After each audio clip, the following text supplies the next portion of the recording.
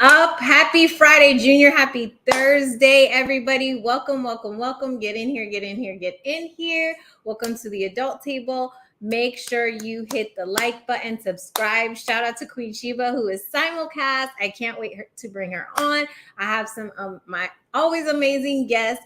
Thank you so much for everyone who's tuning in, all my guests who are backstage waiting to come on. I'm super happy to be here because it's Thursday. We couldn't come last week. I don't know if you guys heard, but South Florida had some like historic floods. Like they called it 1,000-year flood. And unfortunately, I was, I guess, a victim of the flood. My house did flood. I talked about it earlier today on IG Live, but it was a crazy situation. Like 3 inches of standing water in my house, a ton of stuff just getting destroyed and all that stuff. But luckily, my family is safe. Oh, show the picture. This was the airport. Did you show it? Is it up? Okay. Yeah. So this was the airport. So you see that where the runway is, there's actually a car that's almost underwater. So it was a ton of rain. It was crazy. And it all happened like so quickly, like within 3 or 4 hours, everything was flooded. So even my one of my interns, who's now a lawyer, Gabby, she was talking to me. She told me that her and her friends were at happy hour, and they got stuck at the place where they were having happy hour, and then ended up having to sleep at the hospital. So it was just caught everyone off guard, just an unexpected flash flood. And I'm happy to report that, thankfully I'm getting things together in my house personally. And, I have floors now, I have some walls. So hopefully I should be able to be back in my house shortly and good to go. So I apologize for the interruption in broadcasting, but we did have a real emergency. Okay, so I'm glad you guys are back. 62 people watching already, so that's super exciting. So please make sure you like and subscribe and share. It was a crazy week. It was a tough, long week. We lost King Harry Belafonte this week. May he rest in power. Jerry Springer, I know it's an unpopular opinion. Not a huge Jerry Springer fan, so not super, not a fan of his show. I thought his show was always kind of weird, like all the fighting and all the extra stuff. It was a little too much. I never thought his show was super entertaining, but him as a person, as a broadcaster, iconic in the television space, obviously. The lady that lied on Emmett Till died. People had a lot to say about that. I know I commented under a post that MLK quote that says the arc of the universe is long, but it always bends towards justice. And people were giving me heat like, oh, what kind of justice is this? She gets to die at 80-something years old of cancer. Listen, it's not our responsibility to decide specific karma. I feel like, that was her karma. That's what happened. We know the lady lied. We know the truth. And everyone knows that Emmett Till's case kicked off kind of the graphic side of the civil rights movement that got everyone kind of garnered towards that work. And so, Mamie Till is the mother that we all in the civil rights movement, we stand on her shoulders. So shout out to her. Hearts for Mamie Till. And then Don Lemon's job, rest in peace to his job at CNN. Like, it has been a tough week. And then Jamie Foxx is in the hospital, not feeling well. Jamie Foxx, a lot of people might not know, very supportive of all civil rights cases, an activist, as well as an actor, a comedian, a musician, a producer, like just a real Renaissance man and a superpower. So hopefully he gets well soon. Jamie Foxx is going through it. Prayers up for Jamie Foxx. And then it's been 2 weeks since we had the press conference in Charlotte. We're counting down to the 200th day on May 19th, where we will be in DC. So make sure you're in the number. If you want to assist, be on a planning committee, bring a pod, share the information, please send me a DM, or you can email us at theadulttableyt@gmail.com, and we will get the information over to you for people who want to kind of assist and help with respect to the gathering on May 19th. Okay, so without further ado, I'm going to bring in my first guest. Oh, now I can see you guys' comments. Hey, everybody, what's up? Rivka, yes, I'm going to bring Queen Sheba shortly. I'm so excited. It is a whole lot going on. I'm going to bring in my very first guest, the man, the myth, the legend, the lawyer, the rapper, the husband, the professor, the director of the Center for Anti-Racism at Temple University. And he lets me claim him as my friend. So Timothy Welbeck. Suan, it's always a pleasure. And you don't get to claim me as a friend. I get to claim you as a friend. I don't think it, I appreciate you. Again, I appreciate you dealing with our hiccup last week as I was going through it. I'm just glad that you're all right. That was an adventure, especially seeing the pictures. I was blown away just at the level of devastation. I couldn't believe what I was seeing, especially even the pictures that we just saw moments ago. Yeah, crazy stuff. So let's talk about it. Let's get right into it as we always do. My what the bleep person of the week. Oh boy. Person/entity. Okay. If you've watched any of the other episodes, then you know that this particular entity has been on the chopping block before. Mm-hmm.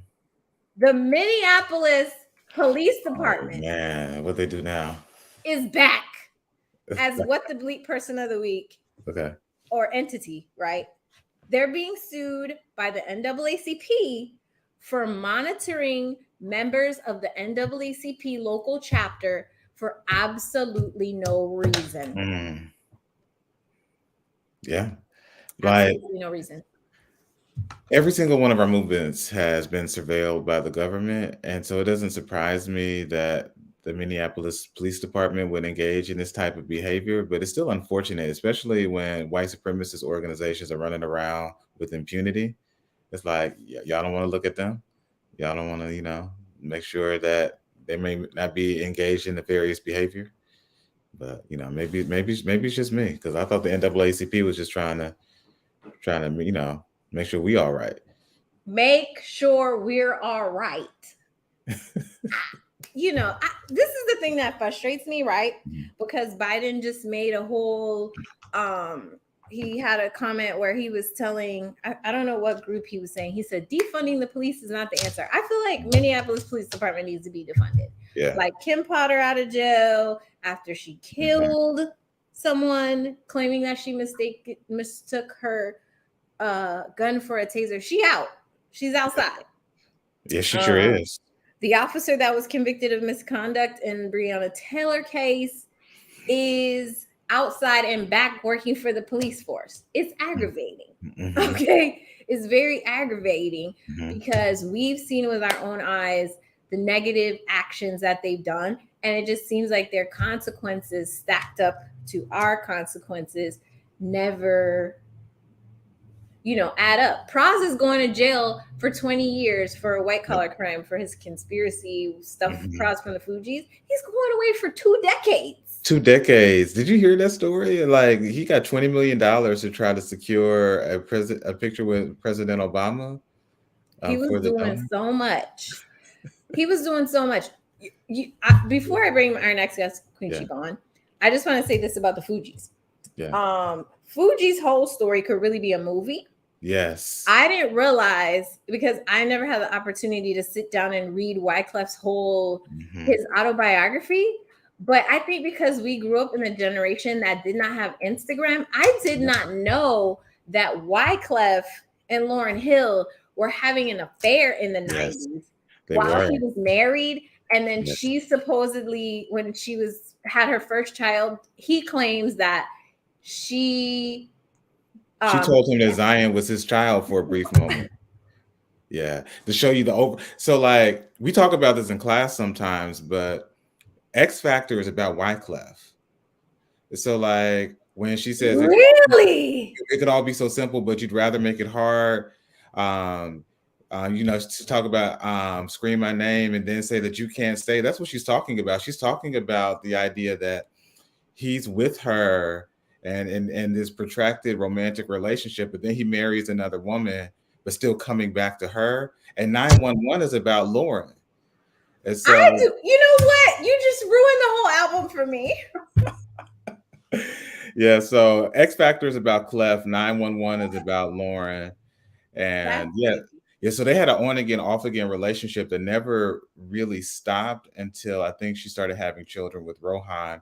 But there was still overlap with that because there was a brief period of time where Clef thought that Lauryn was pregnant with his child. But, right. I never knew that. Yeah, it's crazy. And to your point, I mean, we didn't know things like that back then. Back then, those were whispers that only really people in the industry knew. But we weren't really privy to this type of information with the 24-hour news cycle and social media that we have now. It just wasn't like that back then. It is a beautiful song. Queen Sheba is actually absolutely correct. I love that whole album. The whole album is a classic. Let's bring on Queen Sheba. Yes. Hey! Hello, everybody. Hello. Welcome to the Palace. I got my Palace members. They have pulled up. They're like, yes, thank you. Hi, Sue-Ann. How's everything? I appreciate you so much because who more fitting to be at the adult table than a queen? Come on now. I'll take it. Hello. So I appreciate you so much. I appreciate the Palace for pulling up. I appreciate you. I know you know about Miseducation of Lauryn Hill, that album, like it hits. Like, I mean, come on, it hits. It like that song is one of my favorite songs. But now that he brought that up, I'm thinking of the lyrics. Oh, loving you is like a battle, and we both end up getting scarred. Tell me who I have to be to get some what? Reciprocity. Oh, yes. I am done. Now that I know it's about Wyclef, it's totally a different album. It's like listening to AJ Nothing But a Number. Like when you found out R. Kelly wrote it and he was like, it just messed it up. Yeah. It did. It messed it up. But listen, nobody can touch Lauryn Hill's legacy on that album. She is still touring off of that one album. Yeah. But I think the story about Wyclef and their relationship and understanding it helps me as a fan to understand why there was only one album. Because we were always like, well, what's the tea? Like, yeah. And the fall off, like the drop from the cliff, because she was here one moment and then boom, it's like she's unrelatable, showing up late for shows. And my grandmother used to always say, "Can't no right come from doing wrong."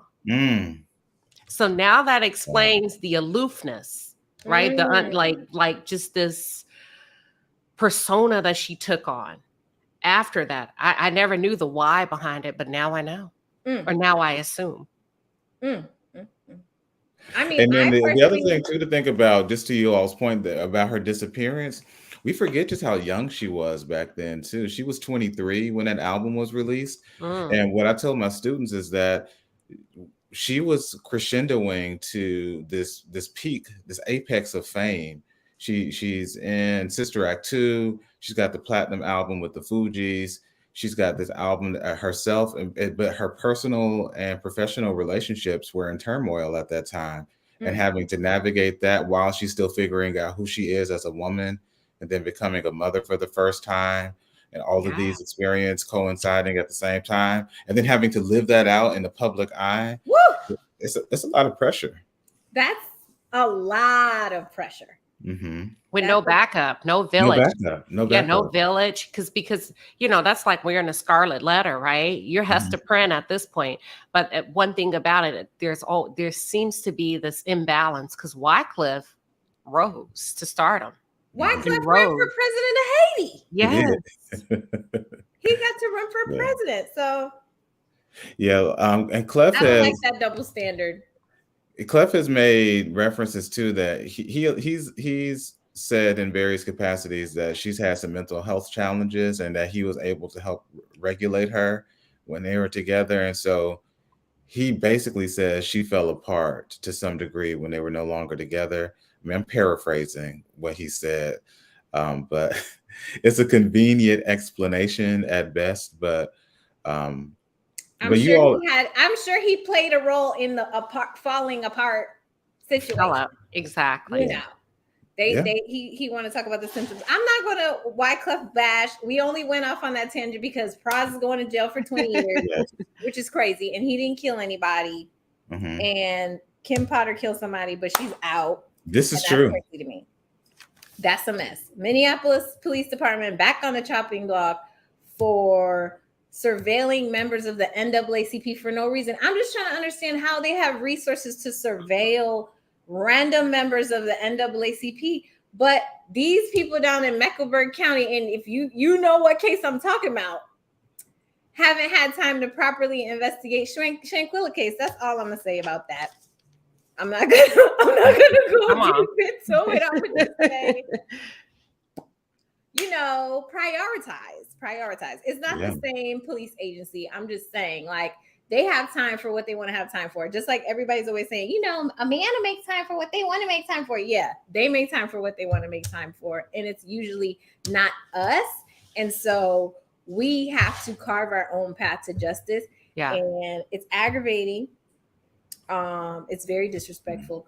But at the same time, it's my honor to do the work. So we gonna make it happen. So I want to bring in my next guest. Okay, let's do it. Fact bringer in chief, bonus mama, fiance, Ivy League alum, and my RTL fellow alumnus, attorney Simone Redmond. Hey guys. Hey. Hi Tim. Hi Queen Sheba. Hey, what's going on? Hey. All right. Yes, it's the glow for me. Well, thank you. I wanted to bring you in because this next story, I feel like we need the fact bringer in chief. Oh, okay. Let's hear it. They've been talking about it, when we're supposed to be at the people's jobs and doing our work and everybody's really on Instagram, that Tasha K, her $4 million judgment, they've started collecting on it, starting with a $9,000 check from YouTube. Cardi B has started collecting on it. Now, last week when they first said that the judgment was entered, I made a comment on another post. I don't even remember what page it was on. And I was saying, listen, the collections attorneys are a different breed. They will sell your dogs. If it's an expensive type of dog, they will sell somebody's dog to collect on judgment. Like there's attorneys, family law attorneys, criminal attorneys, and then collections lawyers is a whole different energy. Like they're gonna do some scorched earth business to collect their money.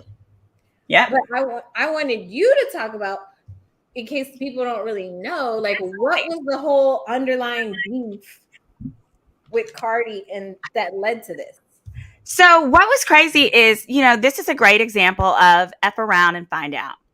So the underlying issue is that Tasha K went on her show back when it was only like 100,000 subscribers. And she said that Cardi B had herpes and some other STD, but at least herpes, and was telling people that. And that drove Cardi B nuts. She actually DM'd Tasha K and was like, take this down, basically take it down, take those videos down, and I won't sue you. And Tasha K was like, you can't make me do anything.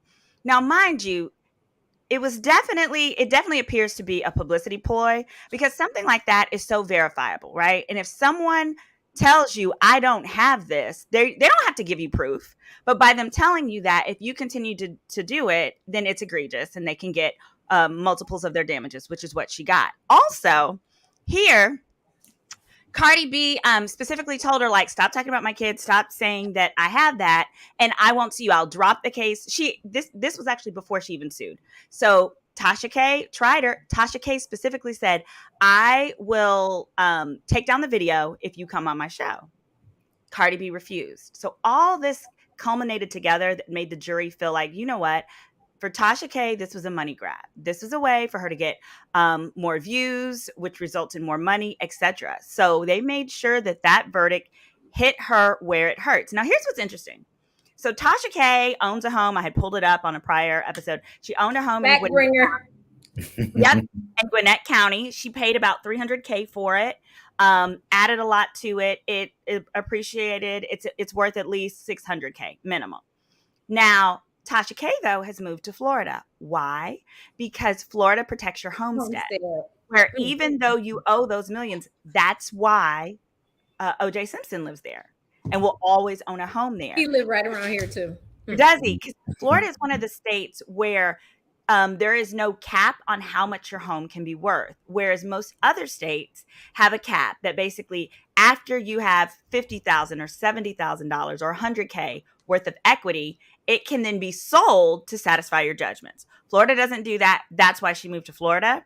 And that's also why I kept saying it for the longest. I said, she is doing the Tasha K app and moving majority of her content over to that because she knows when they come for this judgment, it's very easy to seize YouTube money. It's easy to seize it because all you have to do is get an order and then YouTube has to give the money to you, not to her. So that's what Tasha K is doing here. And that is why you'll probably see that she's going to have snippets online, but the majority of her content is going to be on her page because she is better able to send that money to African bank accounts and do things where the court can't touch it. So what do you think, Sheba? Why do you think she has hidden assets? So YouTube, I want to talk about the date. So I think the date that they're taking the money is May 23rd. YouTube pays out content creators once a month, the 21st of every month. Yeah. And it can take anywhere between 5 to 10 business days. So I guess they're like, you know what? We're not risking 5 to 10 business days. We're going to get in there 2 days afterwards to make sure we get what we get. Now, Tasha K is a huge YouTuber. When you think about her platform, $9,000 is pennies because I know what I make. So that's why I know there's some shifting in transitioning of funds because I'm like, there is no way you're making $9,000. Like 90,000 or something. Probably. Oh, if not more, minimum 50,000 minimum per month, minimum. Yeah. And we're not even talking about any other, like you said, Simone, any other apps or platforms that she's on. And also, she contrived this. You know, it's simple to take something down. She could have done it in the midnight hours. Nobody would have ever noticed it. Nope. So that's when ego came in. And I think she should pay. I don't understand not paying. I don't understand that. But I just do you feel like she got it? And when she starts talking about poor and all this stuff, she's just trying to be funny to like get people to drive more traffic and stuff like that. Yeah, but the same thing makes you laugh, make you cry. And Tim, as a man, sorry, I don't mean to hijack this, Sue-Ann, but I kept thinking like my fiance would kill me if I did that. He already gets on to me about saying certain things. But I would really love to hear her husband's opinion on this because I bet you anything. He told her a long time ago, okay, let's take it down. Because the video at issue was even up during the entire trial. It was up the entire trial. So that just goes to show how much she used it for traffic. And it's gotten over 1 million views, definitely, on that one video alone. I think it's got like 5 million. 5 million? I don't think her husband... $50,000 off that one video. I don't know. Timothy can chime in. But I just think at this point, especially if it was up through the whole trial, they've gone through a whole trial. She's doing all these things. She's creating an app. I just don't see the husband being like, babe, just take it down. I feel like he's like, I mean, that's your lane. Yeah, so it's hard to know without knowing more about him and the dynamics of their relationship. But I feel like one of two things happened. I feel like either A, he said, you know, this is too risky, take it down. The traffic is not worth it. Or B, her channel is so lucrative, he's not trying to get in the way of the money that it's bringing in. Because I think you all are exactly right. She's probably bringing in tens of thousands of dollars a month just in ad revenue alone. And then with the size of her audience can leverage that into other things like merchandise and things like that and pay sponsorships. And so with that, the channel's making a lot of money. It seems like now she's trying to hide assets, move things around. But if she keeps messing around, she will find out the ramifications of that too. She's going to end up having to leave her darn self from America. They said her husband can't control her. Why don't he tell his wife stop? He probably doesn't know. I mean, when I think I'm not a full-time YouTube creator, I'm actually a product developer. You know, but I just do YouTube as my therapeutic outlet because my job is so intense and so serious and so solution focused. My husband, like he just automatically trusts that whatever I'm putting out is quality. It's not what is it called? Slanderous. You know, so he would be shocked, you know, if I found myself in a lawsuit. So also, it depends on if her husband is working. I mean, he could be a Pookie and a Ray Ray. And at that point, you really don't have a say so. So he does her production. So he's behind the scenes. He's running the cameras. He's doing. So he's employed. He is employed. Yes. By and her. Actually, the LLC is named after him. And so he was actually brought in as a defendant as well. And so I just feel like at some point you have to be like, okay, ma'am, calm down, sit down. Because you're messing with our kids' college fund money. You're messing with all kind of assets, you know, just because you want to be funny and prove a point. Like how many, like enough is enough, silly. It's how she became famous. I want to and must bring in my next guest. My absolute favorite lawyer in residence. That's what I call law students. They're lawyers in residence. And she's about to graduate. And she's she's going to be an amazing lawyer. I look forward to calling her a colleague. I'm sure everyone on here may or may not know her. If you don't know, because you've been under a rock or something, please follow at I Am Legally High. What's up, AB? Hi, how are you? What's going on? I just appreciate my guests for just really coming on here flawless. Thank you. Oh, you know, I had to show out one time for the one time I'm about to get ready for finals. So, you know, I only got about 24 hours left of this look. So I had to bring it one time, you know. I love it. I appreciate you. I wanted to bring you on for this next story because I feel like if anybody could read Clarence Thomas in 2023, it would be you. So recently, this tweet popped up. It's Rosa Parks' thoughts on Supreme Court Justice Clarence Thomas. And basically, the long and short of it is Rosa Parks was not here for Clarence Thomas. She basically was like, having him on the court is disrespectful to Thurgood Marshall's legacy. And he's basically going to cause us to take a step back as a people, having him being confirmed to the highest court. And let me just tell you, I feel like I in my mind, you know, I have like this Rosa Parks voice or whatever that I read it with when I read it. And I was like, ooh, she read him. And I was like, you know what? When AB come on here, I feel like AB, if anybody could really read Clarence Thomas down. So, yeah. So we all know Claire Bear is not my favorite justice on the bench. I was through with him after he told them white folks that they was lynching him during his hearing when Anita came back and told how he was a nasty something in the office. And no other time before that did he want to be black or talk about black issues or none of that. But all of a sudden he was being verbally lynched after you verbally lynched Anita in the office, talking to her about animal stuff that you have going on. Okay, so let's just start there. Second of all, he is he is very like embarrassing because I don't know if you've seen his wife.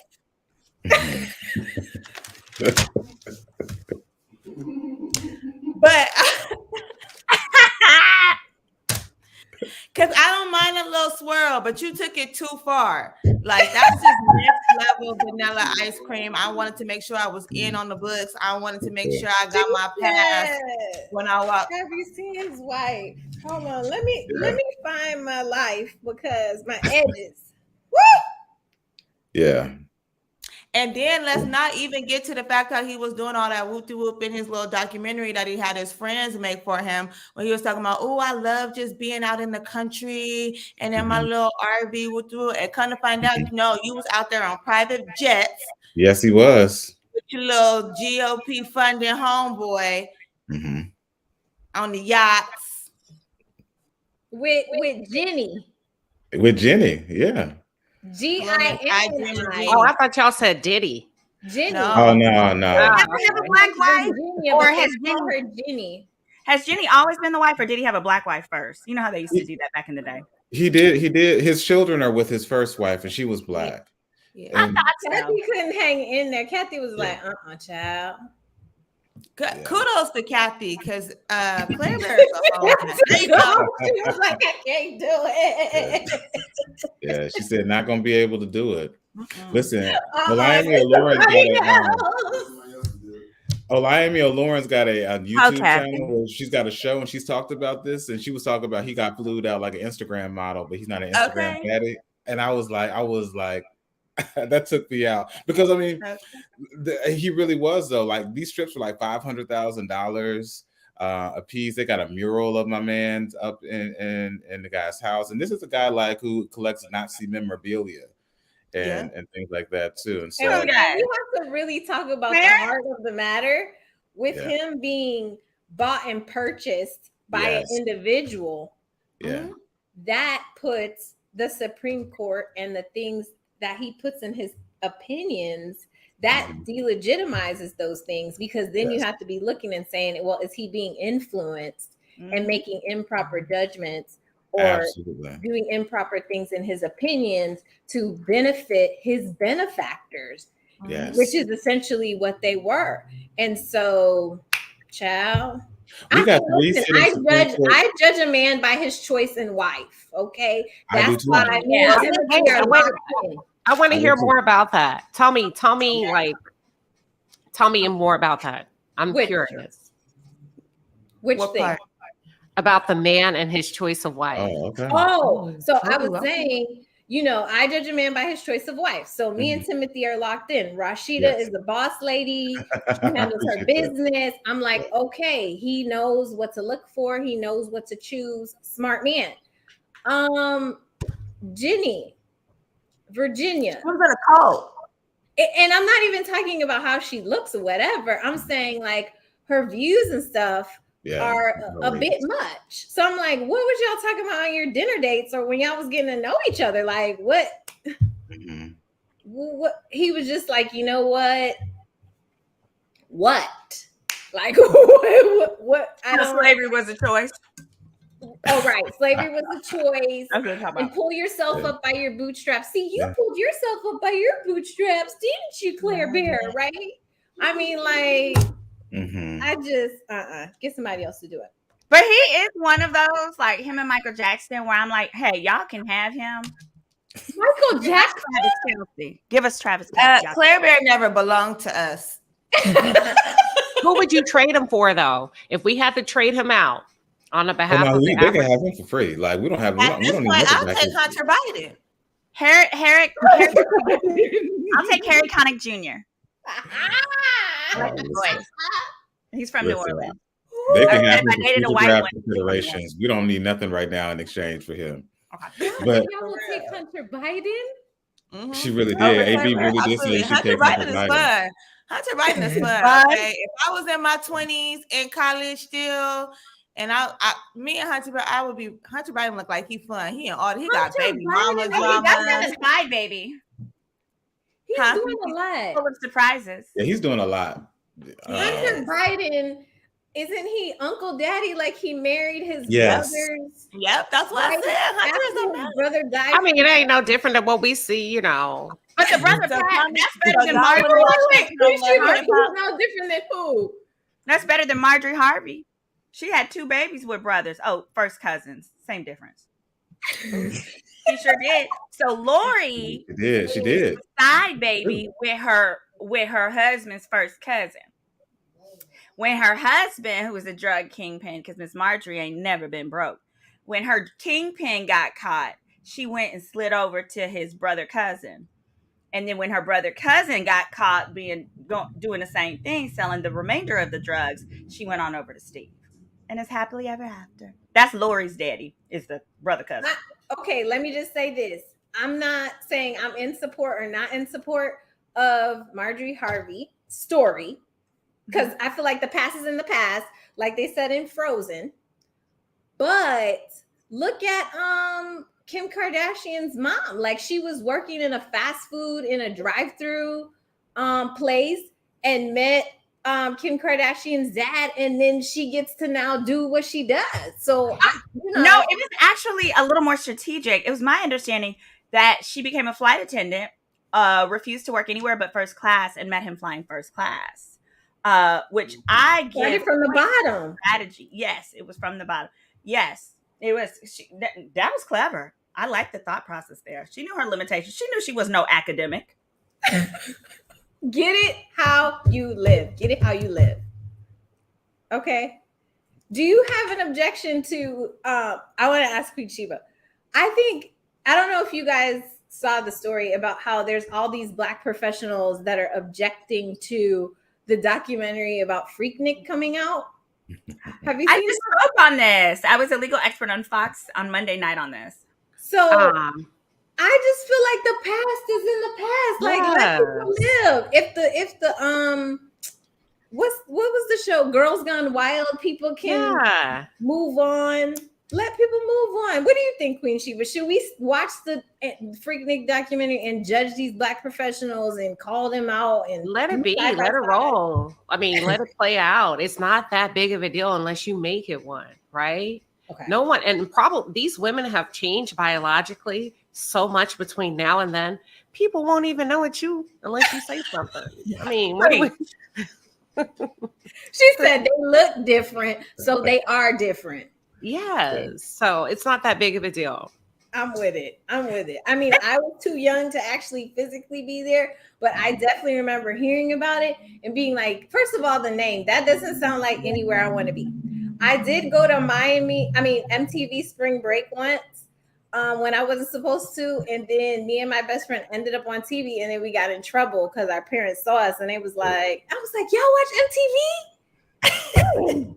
I bet they friends did. If they didn't, yes. Robinson, is that your baby? I'm gonna find that picture and I'm gonna post it in my story later on in the week, because man, oh man, when I got home, I put my whatever I left the house in back on. It wasn't a school day. We didn't skip school to go, but we definitely did not say we going to MTV Spring Break down on South Beach to hang out. And man, one thing about West Indian parents, boy, they don't ask you no rhetorical questions. Okay, like they come in straight with it, like, go ahead and put your car keys down because you won't be going anywhere for a while. And I'll say this really quickly. I live in Texas, and I think, Simone, you do too. Are you used to it? Yes. I've gone to the Kappa Beach party, which is as close to Freaknik as you can get. Now, I didn't get out my car and dance on the top of my roof, but I was up in there. Exactly. Hey. I may have driven by and gave a little seat dance, and kept it moving, but it's not a big deal. She's like, it's a party. It's a party. Yeah.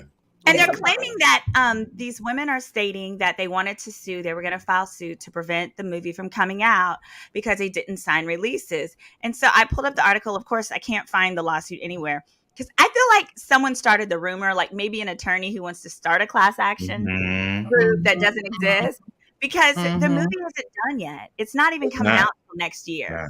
So you can't sue on something you haven't even seen. Only a silly lawyer would agree to, let's sue in advance of, like, even if you were trying to set up a class action. But more importantly, people need to understand that you don't have to sign a waiver under many circumstances, particularly where they said that an event is newsworthy. So, I mean, think about it. If your news station is at the fair, right? They're reporting from the fair. There's all kind of people walking by doing stuff. They don't blur out their faces. Yeah. It's because the law says if it's newsworthy, which Freaknik was, and this is a documentary series, if it's newsworthy and the cameras are in plain sight, they're in plain view, and that you can see them, and despite seeing cameras, you proceed, then it's considered consent. So even if you haven't signed anything, they can still use it. And you know what? I feel like Queen Sheba made a great point. It's nobody's even gonna know. I feel like these people that are upset, supposedly, that are like, oh my God, I feel like they're making it into something because nobody has even come up to them yet. Like their own consciousness of guilt. Like, you know, it's like, oh my God, what if my husband sees this? Because I told him I've been a Christian my whole life. Like they're anticipating. And that's their problem. That's what they get.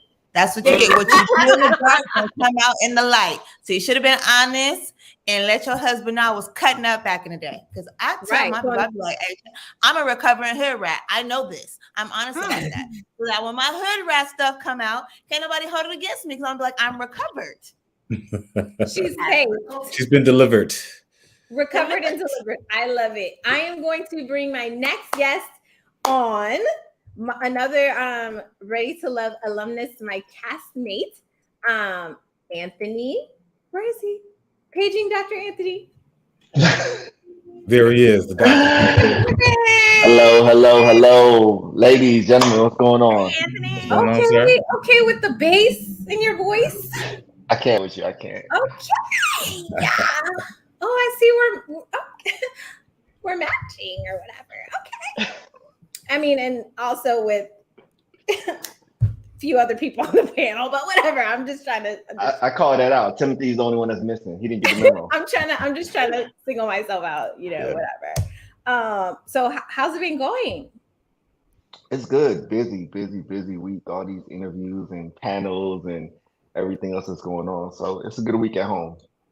I'm just trying to make you talk because I just want to hear your voice. But the real reason why I brought you on the panel is for this story that I ran across today that says that to get an EEG, which is like a brain scan, that it seems like it's discriminatory against Black people or people with textured hair because your hair, like they make you take out your braids, and if you have dreadlocks, sometimes they say they can't do it because they can't lay the EEG equipment like flat against your skull. So the actual story is about a particular person, a particular woman that was saying, her name is Sade Lewis. She was saying that she was having migraines and stuff, and she needed to get an EEG, have this brain scan done, but that they had all these rules and regulations about how you had to wash your hair. You could, it has to be a product sulfate free, like all this extra stuff. And so she got so concerned that she sent them pictures of her hair, like in advance of her going in to get this medical procedure. And I was like, it sounds discriminatory to me. Remember, I represented Jacob, who wasn't permitted or initially wasn't going to be permitted to walk in his graduation because his raggedy school in Pensacola advised that you couldn't have locks or braids. In order to graduate, you could not have locks or braids. And so, we went up about Jacob, and he walked with his beautiful locks. And love him, obviously. Shout out to him. But I'm always flirting with. Look at Naj. We're talking about is Susu flirting with Anthony? Yes, it was on the show. They just ain't show it.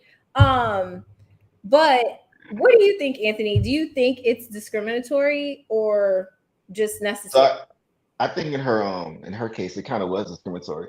If you listen to the story, she sent pictures in, and as soon as she walked through the door, they actually turned her away. So after calling, complaining, and saying, hey, you guys saw these pictures, you said you could do it, you told me come in, take a look at it, and you guys just turned me away as soon as I walked through the front door. Now, the crazy part about the story is African-American tech was able to get it done with no problem. So that's where it's kind of sketchy. Like nobody else wanted to do it. As soon as she walked in the door, they just turned her away because of her hair. But yet somebody that's African-American said, you know what? Hey, let's go ahead, let's try this out. And they got the test done for her. Are there times for you in your practice where you have to like translate for your white colleagues? Like, hey, this is not that. I can handle it. I'll use some, because I remember I even saw a story about how a nurse had to like use solvent to remove a patient's wig because the other doctors and staff were like, oh, we can't do it because there's something stuck to her head, and the nurse was like, relax, we can just take it off, it's not that big of a deal. Have you ever had to translate something that in your practice as a nurse practitioner that's like cultural? Of course, it happens all the time, whether it's a language barrier and trying to like say, hey, this person's not getting you because they don't speak the language that you're speaking to them. They speak this language. So why don't we go ahead and get a translation line on the phone and speak to them? Or maybe it just be, them getting frustrated because of language barriers or culture barriers. So you have to say, hey, you know what, I'll take care of it. If you see them getting frustrated, you have a little bit more patience, with people. So you just go ahead and step in. So that happens all the time. In fact, hospitals try to teach culture compliance a lot. Unfortunately, everybody doesn't take it. It's not mandatory? It's not mandatory for you to take cultural compliance if mandatory. It is mandatory for some people. Like nurses across the board definitely have to take it. But when you get into like the medical directors and the medical doctors, especially doctors that come in, they might have privileges at certain hospitals. They're not really mandated to do certain things that we have to do in the hospitals. So that's where, we haven't bridged that gap yet. Well, spill the tea. Is there times where you have white colleagues that will call you and be like, Anthony, I don't know what to do with, such and such thing. You're Black. Help me out. I miss my cultural compliance. Not in so many words, but yes. They might say, hey, no, seriously. They might say, hey, you might be better off to deal with something, or hey, why don't you go see this person, whether, versus me. They won't say it the way you just said it, but they'll just be like, hey, why don't you just go ahead and see this person for me? Or, hey, it might be towards the end of my shift, I left this one for you. And you go in and you like, okay, this is why they left this patient for me. I left this one for you? Yeah. Well, I didn't get a chance to get to this one. You looked at the time, like, but they've been here an hour and you haven't seen them yet. So you go in to see them and it's like, okay, now I understand. What? That's crazy. I mean, we do talk about the disparity, in healthcare and racism in healthcare a lot. So I know how much representation matters just in my field. So I know it matters in yours. So I always appreciate you, very proud of you, and all that stuff. I appreciate everyone in the chat. I appreciate everyone who's come from the palace, all my guests so far. If you're liking and subscribing, we need that. We appreciate you. I promise today to unlock a certain interview if we get to 1,000. So I'm looking forward to that. You'd have to go to my IG to see what I have promised. So like, subscribe, all that good stuff. Appreciate all my guests. Appreciate Queen Sheba bringing the palace. We have a surprise guest. It's a surprise. I thought is he there? No, he's not there. Oh. But something's up with this thing. Oh, is he there? Oh, because he's in the Lambo. There you go. Okay. He's in the Lambo. I'm ready. Oh, that must be Andre. I'm sorry. That must be Jay. It's Andre Addison in the building. What? What's up, one? What is up? How y'all doing? How y'all lovely folks doing tonight? Sorry, I was just able to join, but just had a haircut and I'm still riding around. So, what you did to your hair? Come on into the light. Yeah, at least turn on the lights and let us see your face. You know I'm a fan of. Hold on. I gotta leave it a surprise. Okay. You want to make sure your barber didn't jack you up. No, you do a drive-by. If one thing, Andre, who is an RTL castmate of mine from this past season 7 in Miami, everybody talks about Andre's hair. Okay. Personally, I felt like there were times where he did a lot, but there was times where I did a lot. Can you see my hair? Like look at this face. Who cares about his hair? Excellent. That looks so handsome. My brother was hair like that. Look at this melanin. Come on, y'all. Come on. Look at these. Hey, don't do that to me now. I'm blushing. You know when a black guy blushes, his hair is kind of brown, right? It accentuates your bone structure. There you go. No, we appreciate you pulling up on us. Andre Addison just was awarded to be one of the most influential Business People in South Florida for 2023 by Legacy Magazine. Thank you. Oh, Look at my guys. castmates doing big things. I'm honored. It's a great opportunity to be, amongst the elite, and there's some, really interesting people among the nominations. So I'm just really excited to meet them in person as well. So I'm humbled and I'm honored that I was nominated. So thank you guys. I appreciate it. No, we appreciate you. Keep doing good things. We appreciate it. And thank you so much for stopping by. We very much appreciate it. I want to talk about something that you're going to know about in this next story because it happened in Jamaica.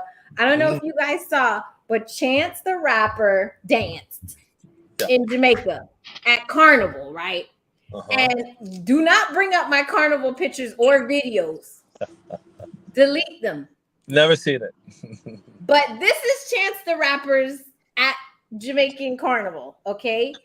And the internet went up about Chance the Rapper dancing, saying, it's inappropriate because he's Christian and he's married and he's smacking her and woo-woo-woo. Okay, first of all, I just want to point out their faces, the women. No one is sad. No one is like, hey, too much. It looks like what's actually occurring is called a pushback in my culture. They're pushing back. Back up. Because they want the dance. Okay, that is cultural. That's carnival. That type of dance. It doesn't mean anything. You could dance on a man just like this in carnival and never speak to him again in life. Not even look in his eyes. And just go on to dance on the next person. That's just what it is. I personally never did that at Carnival just because I have 6 brothers. And even though I'm grown, just never had the opportunity to, get out there like that in Barbados or any Carnival because they do a lot. But this is the culture. That's what people do. So I'm going to start with Andre because he is Jamaican and go down the line. And vote. You tell me if you think it's inappropriate or it's all good. It's just a dance. All right. So, as you said, Suen, that it's a cultural, it's a cultural festivity. It's like Carnival is like a festival. It's a celebration. Old people go there, the young people go there. When I was about 10 years old, I went to my first Carnival, and I was dancing with women that age as a child. So, I mean, you may see someone like maybe a younger guy or a younger girl dance, or a younger guy primarily dancing with like an older female, and you think that's inappropriate, but it's not. It's accepted, on that cultural level. If you're not Jamaican or you're not Caribbean, you wouldn't understand, you wouldn't be able to relate. So I can understand how the world may see it because they're not familiar with the cultural, customaries, so I don't think it's a bad thing. I think it's just a little bit out of proportion based on people's knowledge of the cultural, should I say, normalities. So, no, I don't see a problem with that. Now, if he has a wife. Yes. Okay. And his wife is okay with it, as you said, like going to Carnival, it's just a dance. It's an enjoyment. It's a temporary thing. You dance with someone. You don't go there to get a number. You just go dance, have fun, and that's what Carnival is about. Expressing yourself through dance. Okay, Marcella said Chance disrespected his wife, hand covering eyes. He's drinking Christian and getting his groove on inappropriately. Okay, Anthony, what about you? What do you think? You think it's appropriate or inappropriate? And then tell me if it's okay if you were married for your wife to be like not necessarily Chance's place, but one of the girls. Oh, that second question. I mean, that's really the most important question. That's it. Hey, look at Queen's face. Look at Queen's face. She's like, touche. But I wasn't gonna ask Andre. He got an award. I'm giving him a break. Me being Caribbean, I definitely understand it. You know, I was at Carnival last year in October in Miami. He sure was. Oh yeah, I'm doing the same. I was there with you. Anthony. You was there, right? We never actually connected. I couldn't find you. I went there dancing with everyone. It was too crazy. But yeah, I was at Carnival last year. It's crazy because my cousin actually went with his wife, and I went with them. And to see them, like, they actually split apart too, and they dance with other people. And I was like, oh, they comfortable. They real comfortable. Like, you know, they having a good time. They got that kind of marriage, you know. I don't know how I would have felt in that situation. I probably would have just been on my wife, just my wife. You know what I mean? But I don't know. We'll see. We'll see when it happens. But it's part of the culture. I understood where he was coming from. Now, if I'm at home and I see my wife out there doing that with her friends, I don't know if I'm feeling some type of way. But like Dre said, you know what I'm saying? Like, the culture went out the window. It's done. But like what Dre said, we can't get married. If you're not sitting there, we're gonna be there together though. We're gonna be there together. Well, remember, Anthony, they didn't show our compa date, and you did go back to the men's lounge and say we was dancing kind of close. That's what I had heard. Word on the street. I did say that. But they didn't show that. But they didn't show it. Yeah. Okay. I'm gonna ask you, Chico, what do you think? Do you think Chance the Rapper was being just vibing, or is it like no? Oh, that's a good one. You know, I thought about it, and I keep coming back to this. Everything is fair until somebody gets married. Everything is fair until somebody gets married. And I think it was Andre that says he wanted to express himself. You can express yourself right here in this house. Okay? Go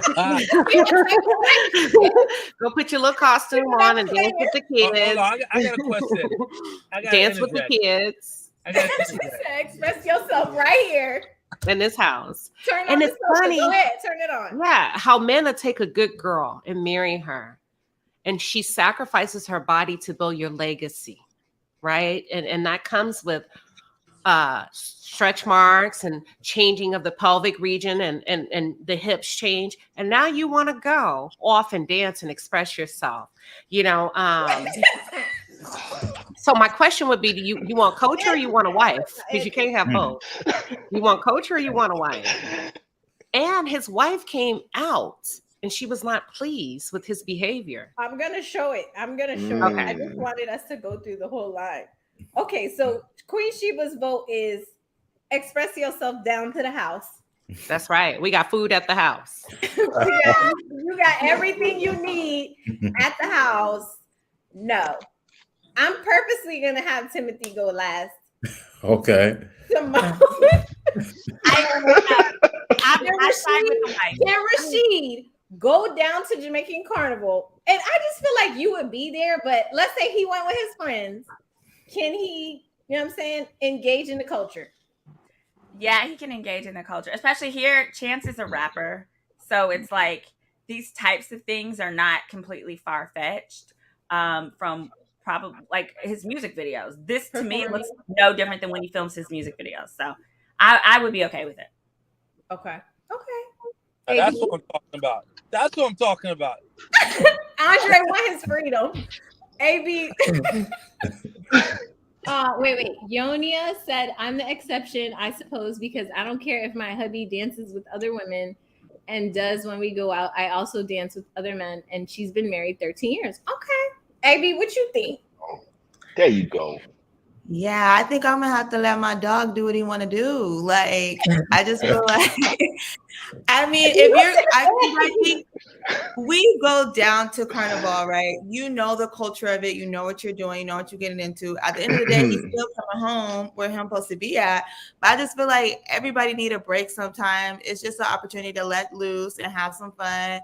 And if I'm married and my husband and I, we trust each other, we know what it is, it's cool. And then the moment you step out of bounds, then we got to fight.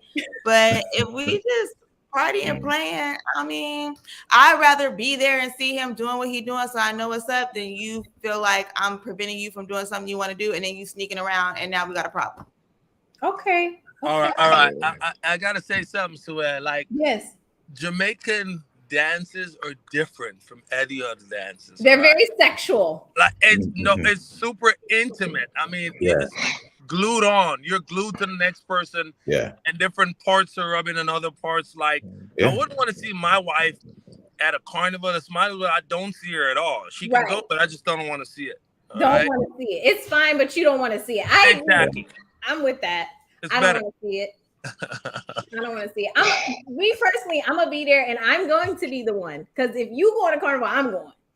Like we're married. I'm gonna be like, okay, let me go get my carnival costume because I got one, and I've been working out too. Like, you ain't going nowhere. Let's pull up. And I would just be confident enough to be like, I know what I'm doing. I am half Bajan, half Dominican. Like, he's not going to another bumper. This is the one that he already chose, and I know what I'm doing, and we're good. I would be like, see guys, this is how you do it. That's just me. I'll be the hype on. I'll be like, go babe, get it. That's just like that.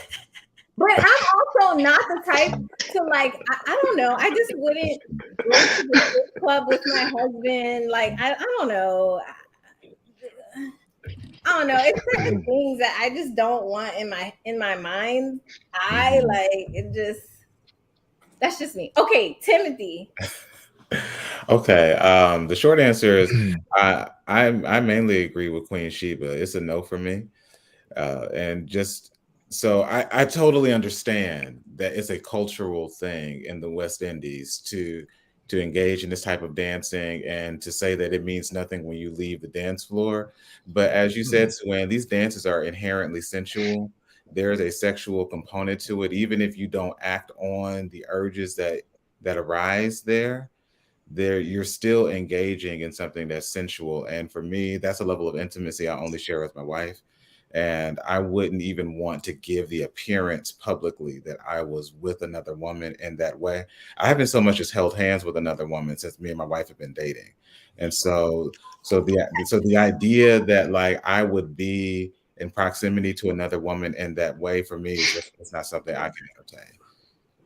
You see why I saved Timothy for last? Because he was going to have the right answer. And now the wife did a post. A lot of people are interpreting that this is some sort of subtweet to Chance about what he did. But my personal opinion, and everyone on the panel can give their opinion, of course. My opinion, just reading it, first of all, it's long and weird.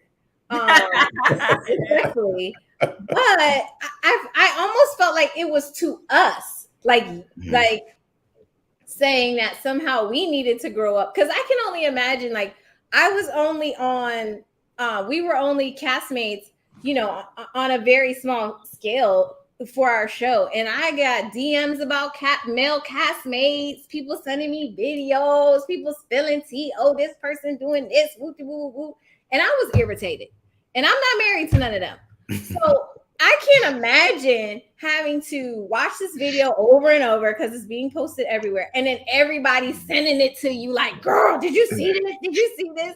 I would be like, y'all need to grow up and mind your business. But let's look at what she wrote because it was very long. You have it? Oh, okay. I can't see it. Where? No, that's not what she wrote. That's just the top of the thing. No. Okay, that's it. Yeah, most people don't grow up. It's too difficult. People get older. Like, do y'all? Okay, I'll start with Queen Sheba. You think that's a subtweet to him?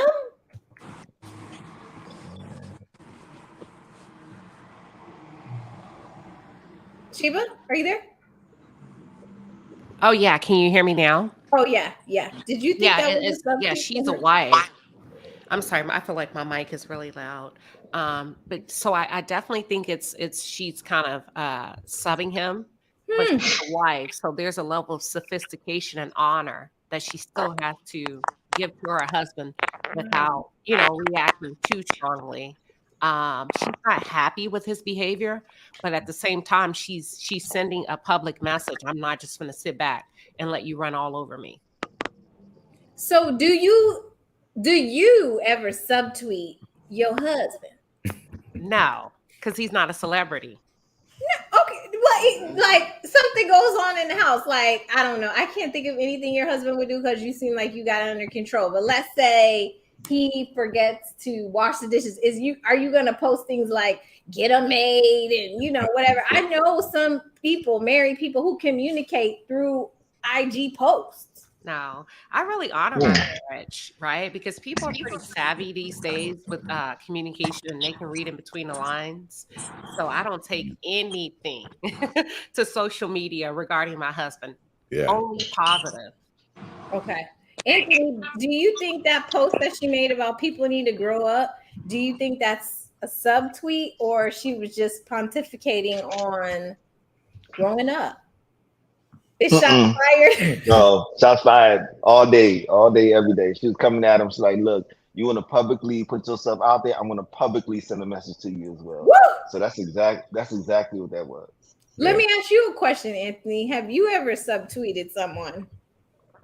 No, matter of fact, I definitely watch what I watch what I post, because I feel like anything that I post, people are going to relate it to my life or to a person that they know I've been dealing with. So I definitely watch what I post. Like, I'll see a quote or something, I'm like, oh, okay, that sounds good. Somebody might need this, or I like this, and I'll post it. I delete it real quick because I'm like, no, somebody might think I'm talking about this person or this situation. Since like I was just on the show, so they're like, nah, he throwing shots at such and such, or this how he feel. He in his feelings, so I delete it real quick. So you got to be careful what you post these days. What? AB, what do you think? Do you think that was a subtweet? And have you subtweeted someone before? I'm a professional subtweeter every day. Somebody getting it every day. I love the honesty. She said every day. Every day. It's always, because I'm in law school too. So I be, I can't really say what I want to say all the time. So hey, I be having to get it out some kind of way. And then people be watching and they know I'm talking about them. And all you could do is just sit there and eat it and know that I'm talking about you. Because what you gonna do? You're not gonna say nothing to me.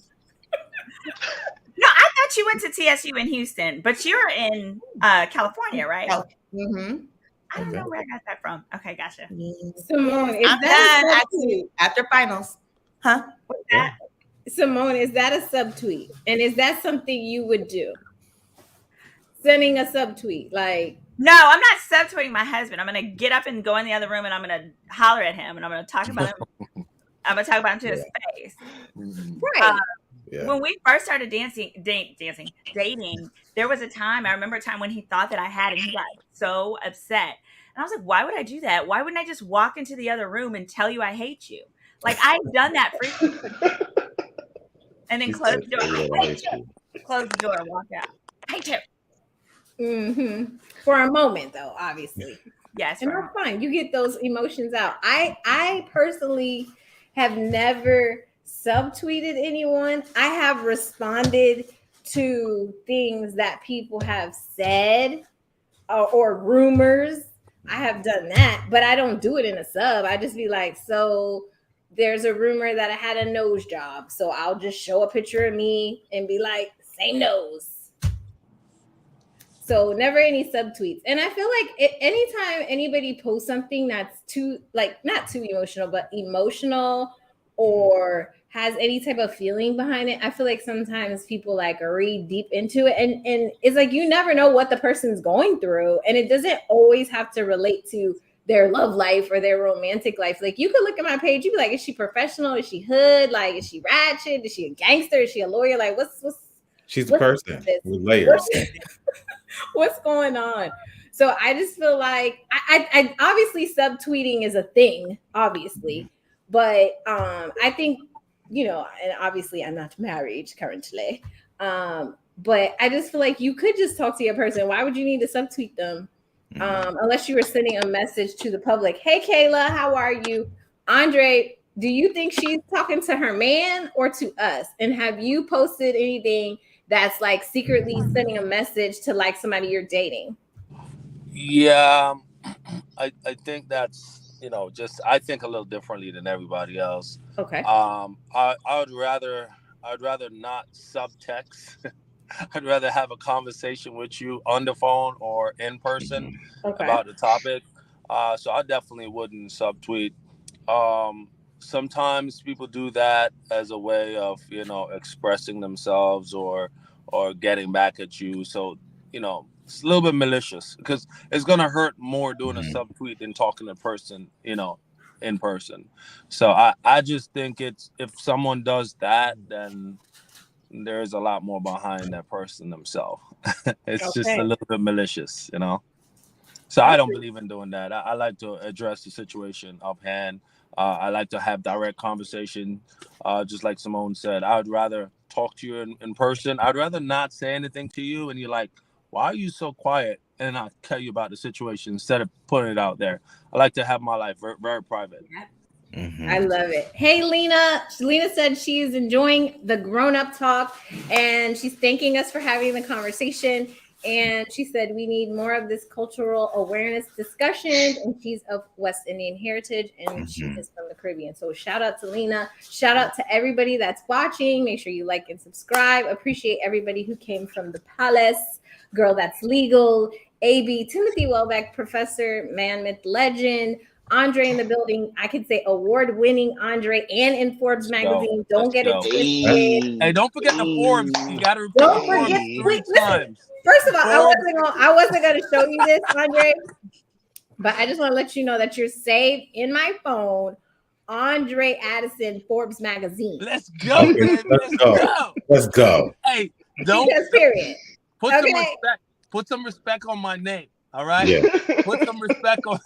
I think it's there by the way of Forbes. I think it's there. Every single time. He's not gonna say it no more. Put some respect on the name. That's right. And I got to clear this up real quick since I'm here. So a lot of people, there's a lot of speculations out there, or a lot of people just curious about my Forbes article. Like, I've never paid for it. I never even knew that you could pay for a Forbes article. So that was I was actually at a trade show in New York at the Javits Center right after the pandemic. The first trade show that the Javits Center had. We actually had a booth that we exhibited there, our product, and Forbes happened to be there, and they saw our concept and they thought it was pretty cool, and they wanted to feature us in Forbes. So it was a legitimate feature. It's not paid for, so y'all get it right. Put some respect on my name. Put some respect on Andre Addison. Hey, Tasha, what's going on? Thank you for joining us, castmates. Thank you, everyone. Thank you, Sue-Ann. And then obviously we always put respect on Anthony's name. Like, right. He's a healer. He's a lifesaver. We put respect on his name. This last story before we go into the adult table prayer, and then we have everybody do their rounds. This story right here is perfect for the adult table because I know this conversation is happening all the time. And it's one of those conversations I hate, but I know it's something that just is so discussed so much that I was like, you know what? Let's go ahead and have the conversation at the adult table because, where else are you going to have it? So Steve Harvey, which we were talking about Marjorie Harvey earlier, is talking to Shannon Sharp. And they have a discussion about how high value men, well, he doesn't say high value. I'll play the actual video, but they don't care or ask or have a discussion with a woman about what you bring to the table. So go ahead and can you play it? That's what's wrong with this generation today. These young boys today, what do she bring to the table? The hell you mean, man? What do you bring to the table? You got a woman that can come to the table that can make another you. What else you need to slide up to the table with? What about your job? What happened to men who were supposed to be responsible?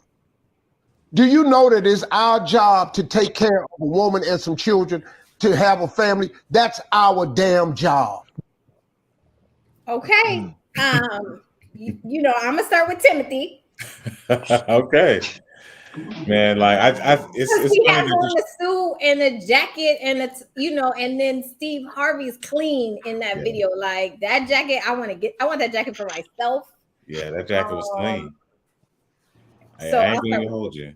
I mean, it's funny that you played this. I saw this like just earlier this afternoon, and I was like, and somebody was like, "Let him cook," and I was like, you know what? Like, there's something there, and I do think that that's something that's lost in a lot of conversations around dating right now.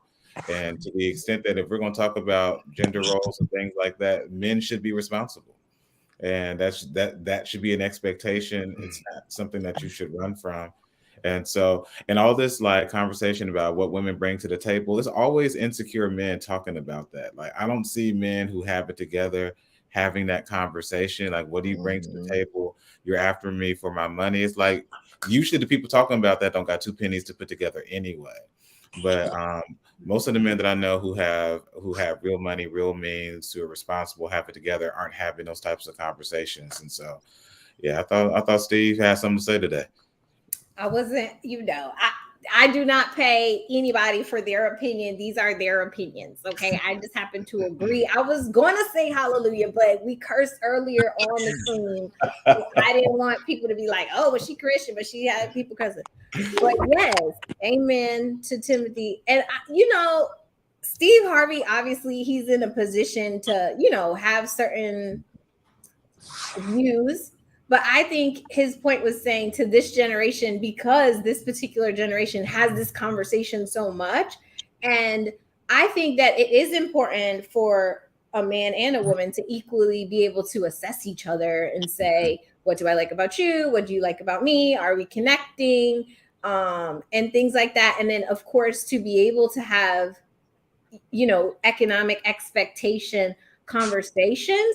But I feel like in terms of what do you bring to the table, like that always, like the hairs on the back of my neck just raise up, and I'm like, like there has to be some other way if you're connecting with somebody and you like them, for you to just be like, do you want me to pay half the bills or all? Like, just ask, I guess. I mean, what do you bring to the table? To me, that's what you're really asking.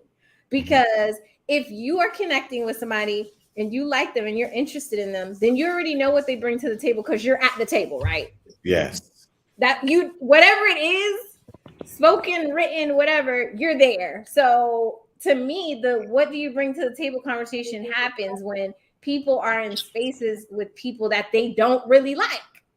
So then now you're trying to eliminate the person by saying, well, what do you bring to the table? It's like, have that conversation with yourself and be like, I don't like this person enough. I'm not connecting with this person enough. And then have the respect and the transparency to be like, you know what, love, this ain't it. So, love and respect and move around. But the what do you bring to the table thing drives me crazy. What do you think about it, Queen Sheba? It's crazy. Absolutely asinine. And women, you've got to be careful to not get tricked out of your rightful place in the kingdom. You are the queen. And Steve Harvey has said it. And I think, I thought for a second, I said, when he's talking about these young men, is he talking about age or ideology? Because we got some old fools out there.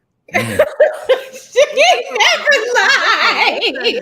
Can I say it? I mean, we're in a palace, right? So in the palace, it's off with your head, right? It's off with your head. And we really talk grown-up talk. Be very careful, ladies. There's a role reversal that's going on. And when a man sits you down on the first, second, and third day and say, what do you bring to the table? He probably is not capable, and he knows he's out of his league somewhere, financially, spiritually, emotionally, and or physically. Okay?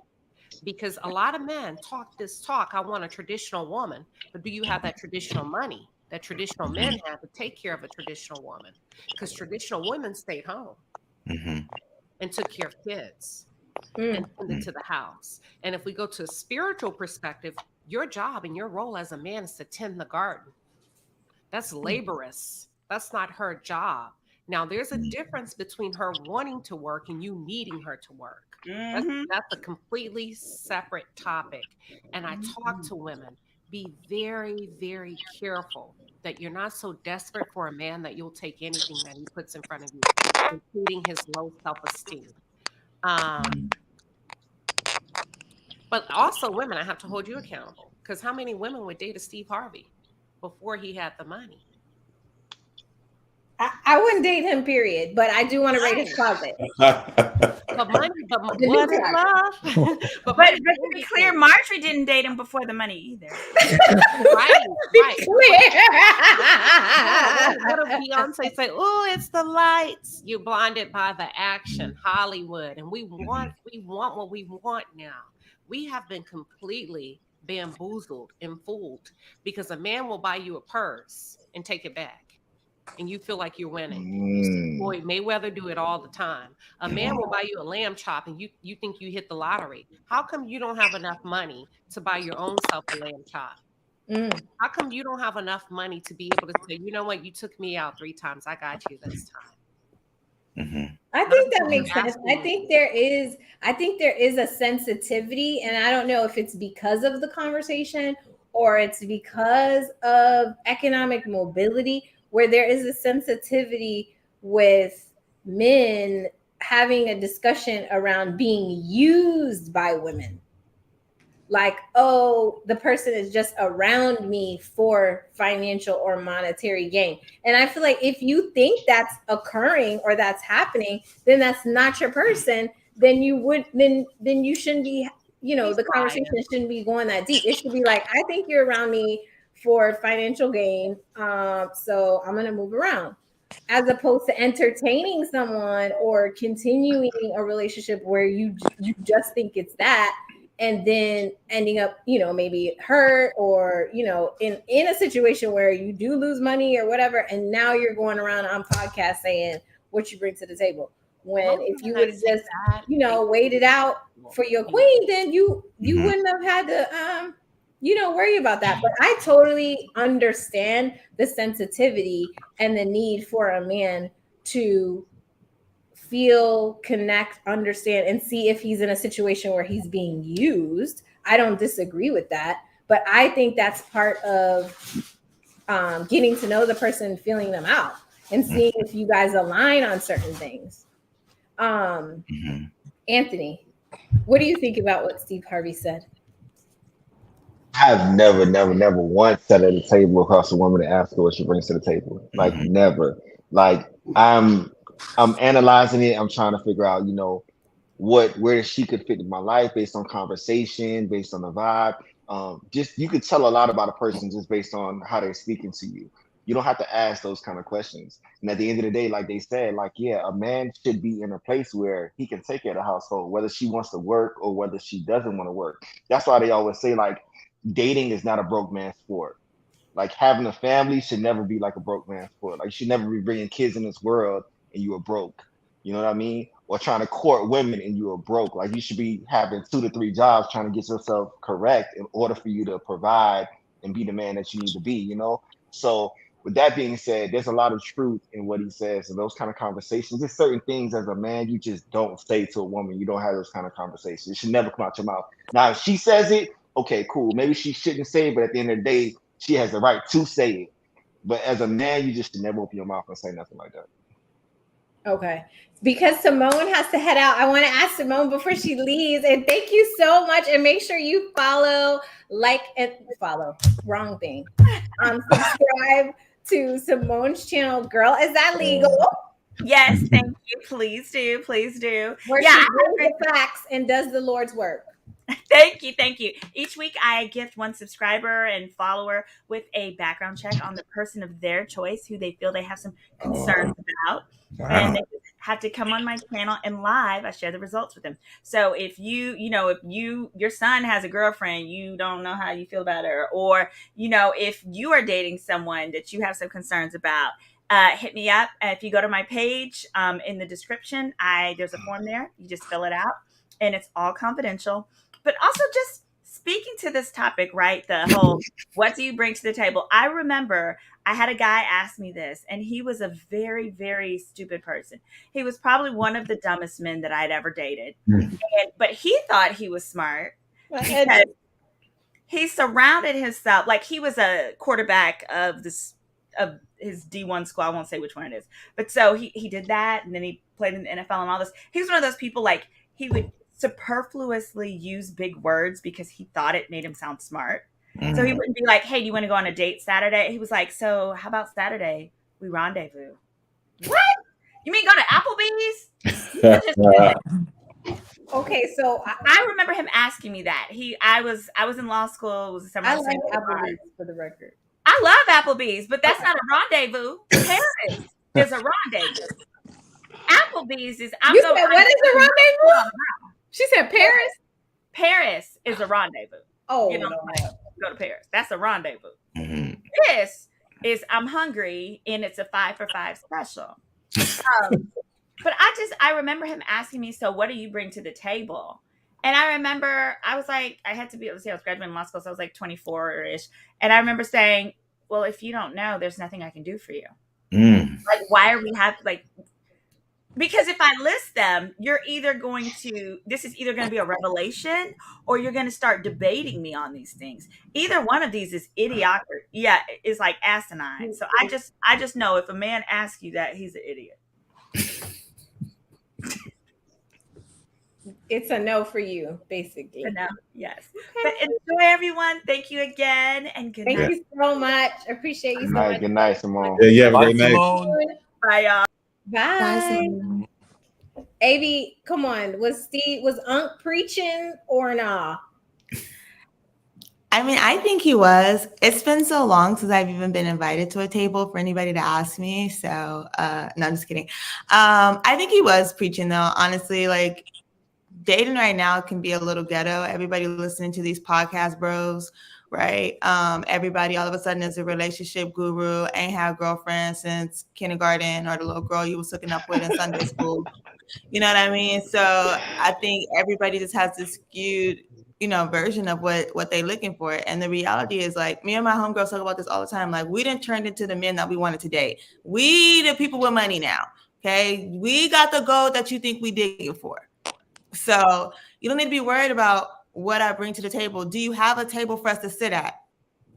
That's what you need to be concerned about. Did you build the table? Did your daddy build the table? Is the table clean? Jesus was a carpenter. Just throwing that in there. And these men all want to be on podcasts, so I don't know what to tell you. And Moonchild said that Champs-Elysees in Paris is a rendezvous. In terms of rendezvous, I feel like it just depends. Because I will go to Applebee's, like, just to eat, like with my person. But I don't know, maybe not a first date. Because I feel like first date, you try to impress the person. So maybe not. Andre, you want to talk about this? Oh yeah, absolutely. I was just waiting on my He's waiting in his Lambo, that's all. Okay, I just want to say this because I know Andre is about to go in. Please like the chat. I appreciate everyone that's here. I appreciate everyone who's tuned in, 146 of y'all, and a lot of you from the palace. So I appreciate you so much, Queen Shiva, for having your moderators, having everyone like and subscribe. Appreciate you guys so much. We're going to let Andre Addison, my castmate from Ready to Love season 7, if you don't know, now you know, respond to the question of whether or not Steve Harvey is preaching in the video that we showed earlier, where he was saying that men don't need to ask women what they bring to the table because men are supposed to be the providers. Yeah. You know what? I have to say a couple things. First of all, Steve Harvey is in a different bracket. All right. So tax bracket. Okay. So, he has the right to make that kind of claim or that kind of statement, which is right. So for a person of his caliber or people of his caliber, absolutely. There should be no question about what a woman brings to the table. Now, people usually associate what you bring to the table with financial assets or financial things. That doesn't necessarily stand the test all the time. I mean, you can bring different qualities to the table. Soft skills. What do you bring as a person? So if you're asking the question on a financial basis, I think that's an irrelevant question for someone. I would say if you're asking someone what they're bringing to the table, that means you have nothing at the table. So that question for me personally, it wouldn't be a significant question. However, I definitely like to know the person I'm getting involved with, like what qualities they're bringing to me. Are they going to help? Are they going to build with me? Are they going to break me down? How are they contributing to my life? Not in a financial sense. So I think that question is relevant on a non-financial level, but most of the time it's usually a financial question. Okay. I don't disagree at all. I think, it can be taken as a financial question, but I was saying that if you're talking about soft skills and stuff like that, what does the person bring outside of finances? I feel like you can find that out by interacting with them. I feel like when you ask somebody things like, what do you want in a man, or what do you want in a woman, or what do you have, or whatever, somebody can go down a list. They can Google like most latest things that you say to girls to get, whatever, and then just start listing it off, because it's on the memes on Instagram. Basically, what the keys to whatever is right there on IG. It's not hidden. So if you just want to do a list, you could just do a list. But I think that it's important to get to know the person so that you decide if you're connected or not, and then you can make the decisions about finances. We are going to close shortly, so I want to make sure to give everybody the opportunity to do what we always do at the end of the adult table, which is give our definition of Black love, and then make sure you tell everyone where to find you online, because everybody that was on the panel tonight absolutely should be being followed by everyone who was in the chat. I know people in the chat had tons of questions, but we're going to be here every week. Well, no, it's every other week. So you can always get your questions in every other week. And there's a particular question that's continuously being asked, and I will answer it when we get to 1,000 followers. I told you guys that already. So subscribe, get your people to subscribe, and then you go get your question answered. So if you're ready to love it, then let's get the subscribers up. But I want to say again, before everybody gives their definition of Black love and lets everybody know where to find them, I appreciate you guys so much. This absolutely is a therapeutic outlet for me because my work is crazy, as you know. It is the most important work of our time, and so I don't mind, as Timothy told me, I stole it from Timothy, putting my shoulder to the plow. Which, side note, somebody told me that's a racist thing for me to say, but it was a white person, so whatever. I don't mind putting my shoulder to the plow to work for these families. I'm honored to work for our culture and for our community, and I appreciate every single one of you all's support, and for you coming on the show and spending your time with me into the midnight hour. So I appreciate it. And I'll let AB go, and then we'll go kind of around, and then we'll sign off. Okay, I got the Black love question first. Oh my gosh. Or what is the thing from my mind? I'm in finals mode. I'm not in lovey-dovey mode. You could just say what's happening with Black love for you, which is you're in finals. I'm in finals and I'm still single. So if anybody want to holler at me, I'm just kidding. I am legally hype. I do have to vet you, and Simone has to do the background check. There we go. Yes, please do that, because your friends will send you anybody. They don't even check the Carfax. So please, we'll just get that done. So if you want to date me, let me know. And then we'll get the background check cleared, like this is a government job. But anyways, aside from that, I would just say Black love is precious, right? And I think Black love is just about loyalty and understanding and connection. And that's not just like in a relationship between two partners, but even in friendships. I think that I experienced Black love in this hour and some change that I spent with all you lovely individuals tonight. Just being all encompassing, and just being understood and heard and seen. And so I'm grateful for that. And for everyone that's here, check me out on I Am Legally Hype. I'm on YouTube, Instagram, Twitter, TikTok. I just got my Instagram back yesterday. So I was looking for you. That's why I was like, please hit my friend up, because I ain't seen her. I need to know. I need to make sure she good. I'm back, and we graduate May 19th. Okay, May 19th.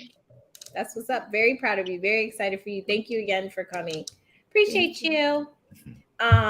Is it Timothy next? Because I can't see the I think so. Okay. Congratulations, AB. That's exciting. May 19th is a big day. It'll be here before you know it. Yes.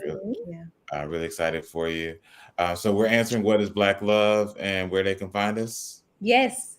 Okay. So for me, Black love is a commitment to navigate this life together and to affirm each other, support each other. Particularly, Black love is important because there's so many things that are trying to take Black people out of this life or just suppress who we are. And so an ability to honor and affirm the whole personhood of a Black person and love that person genuinely, I think is so vital.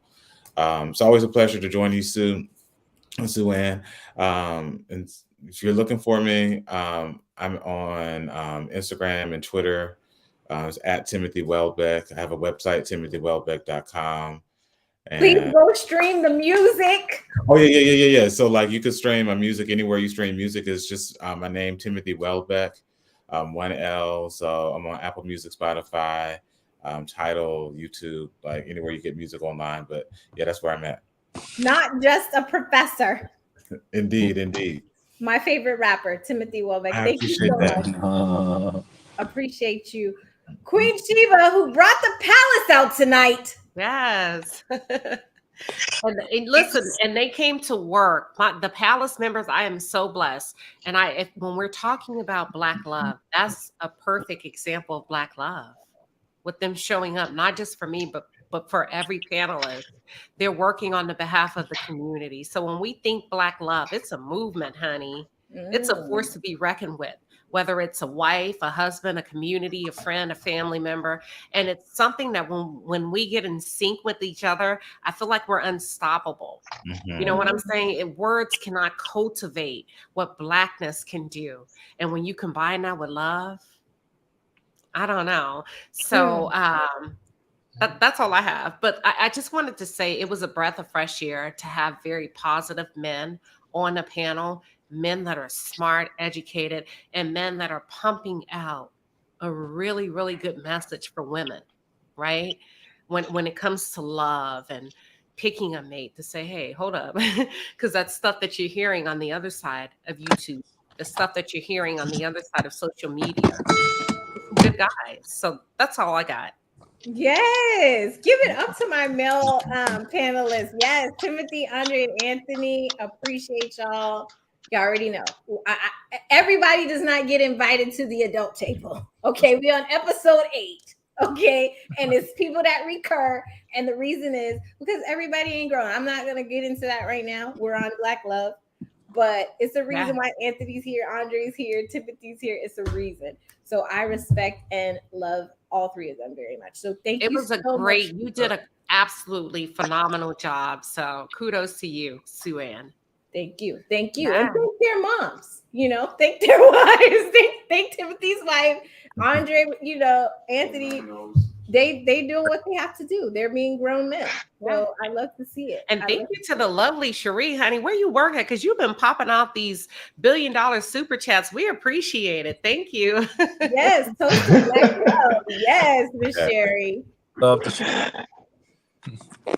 We love it. Hey, Brittany. You're my manifesting mentor. How are you? Thank you for stopping by. I appreciate you. Andre, can you give your definition of Black love and let people know where to find you? Absolutely. So for me, I would say Black love is unity.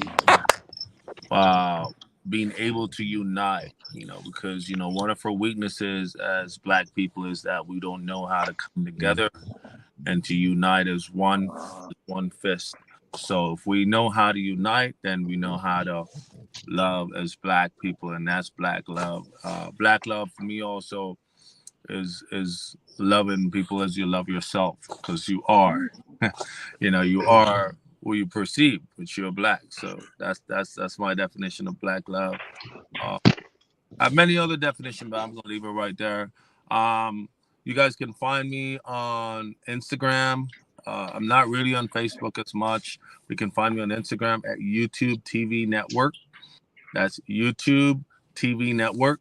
I'm also on Twitter. I'm actually a new Twitter user, so I think my name is Andre Addison. So if you look, you'll find me by looking up Andre Addison. And thank you so much for giving me the platform, Suan, and thank you, everyone. And it's been a pleasure. We love it. And Andre, you have a gala coming up for Legacy Magazine. Yes. I will work on trying to get it posted in the chat. So if anybody is in South Florida and they want to support you at the gala, they can buy a ticket and clap for Andre. I see Tang was in the chat and she said Andre is handsome. He's fun. You know what I'm saying? Listen. Thank you. I appreciate there it. There it is. So appreciate you guys. Appreciate you, Andre, for coming. Thank you, Anthony. What's going on? So today I'm about to say Black love, protection, protecting one another. Men, protect your women. Women, protect your men. Hold it down together. Stay together, stay firm, stay strong. That's what Black love is to me. So you can find me at @Iam_Anthony Martin NP. Twitter, Anthony Martin NP. And that's it. I love it. Thank you so much, Anthony. And Donna D just figured out, she said, wow, I am slow. The adult table was in this season's Ready to Love. She just now got it. I did say that because I am at the adult table and my guests and panelists are at the adult table and everyone in the chat, y'all are at the adult table because y'all showed up. So I appreciate each of you. Like and subscribe and share. And we're going to be here every other Thursday. We're going to do it just like this. We're going to have adult conversations. We're going to interact with each other and just do our best to be informative, also educational, but also go to that psychosocial, emotional stuff that we don't get to talk to sometimes with each other because we're so busy, everybody's grinding and everybody's trying to, do their own thing individually. So I really, really, really, truly appreciate each of my guests for giving me so much time.